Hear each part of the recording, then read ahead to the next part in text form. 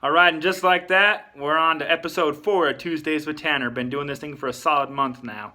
So, one thing I really like about these videos is I usually have a topic that I want to talk about, and I kind of have notes all week that I take and do some research on them throughout the week to talk. And then it seems like the last couple times I've done these, something's come up, whether it be, last week was lead-based paint because we had that class and we had some good stories on that.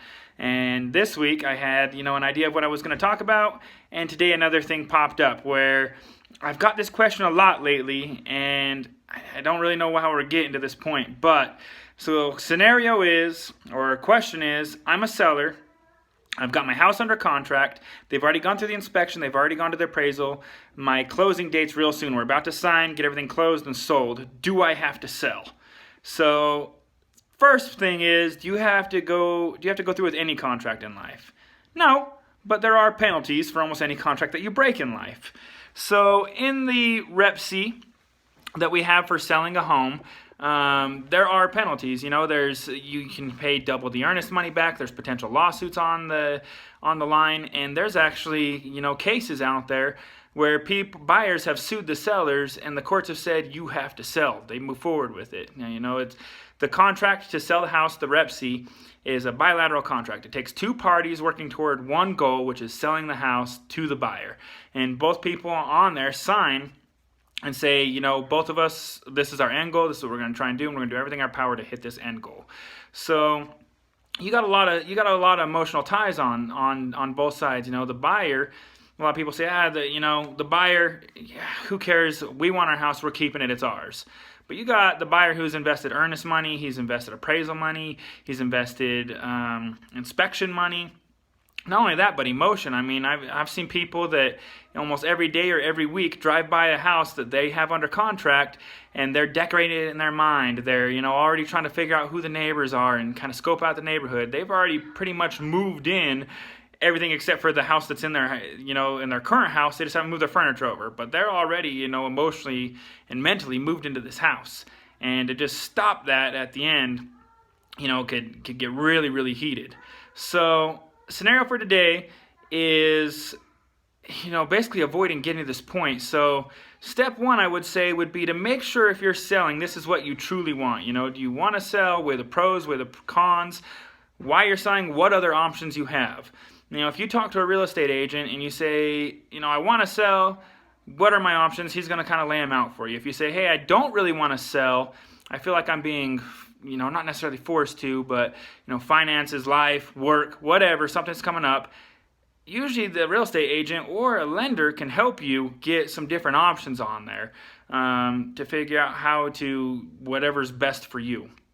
So that's step one, is figure out where you're at, what your options are, and if you truly want to sell. Then when we get to that point, the scenario right now is that I got a call was for sale by owner, and I don't want my videos all to be bashing for sale by owners. I'm sure there's some cases out there where people do for sale by owner. They were happy with what they got, they're happy with the amount they got, and it went smooth.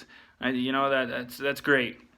But the catch there is kind of what we went over last week. The real estate, the purchase contract that you're doing to get a house is wordy. It's pretty much to summarize, it's made by lawyers. So real estate agents, we work with them every day. They're still even wordy for us. We go through constant educational classes in order to get us up to par on why these paragraphs are in the Rep C, what they mean, the scenarios that got them there.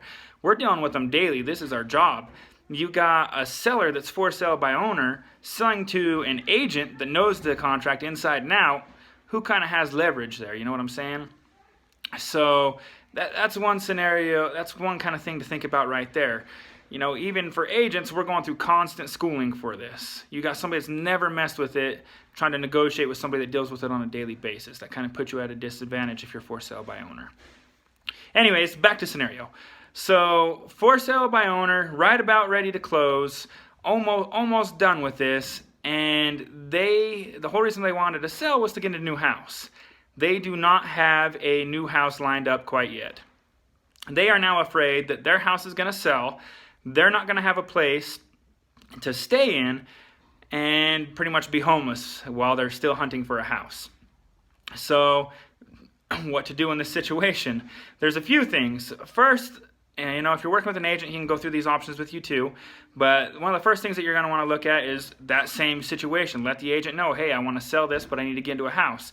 There's forms on there that we can do that say this house will sell if a buyer's interested. Hey, this house will sell it to you, but it's contingent on the seller buying another house.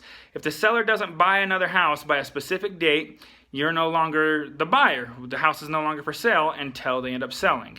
So there's a form that we can do that, but we have to do that form before we go under contract. You can't be in the middle of a contract and all of a sudden just say, hey, by the way, I'm now throwing this form in there. This is something we have to do before. So be upfront and honest with your agent so he knows what's going on.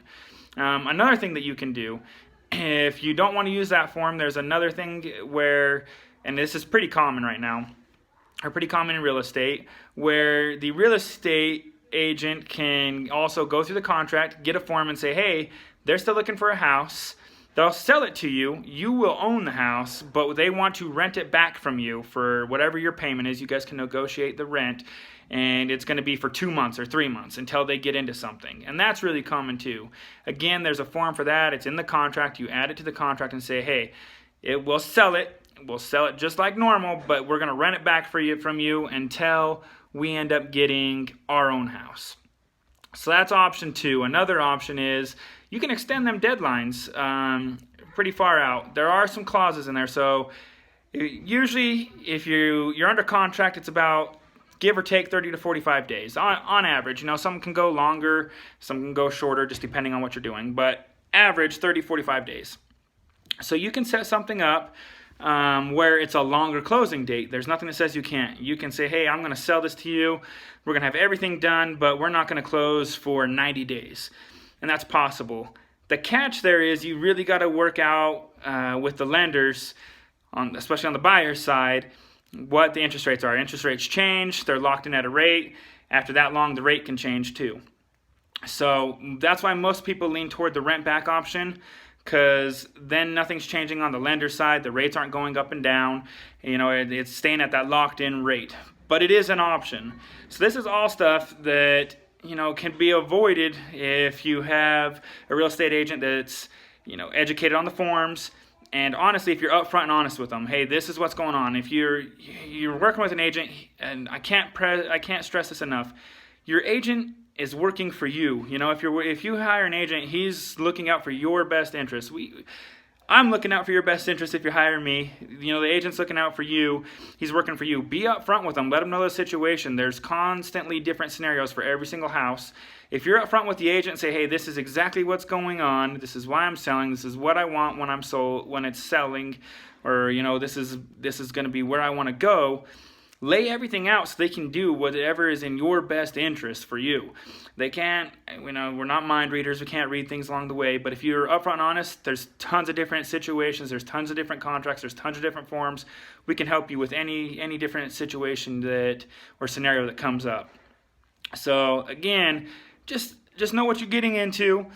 Once you get to the point where you're under contract, your inspection, your appraisal, and everything's there, you're pretty much locked in without some kind of penalty. So make sure you know what you're getting into.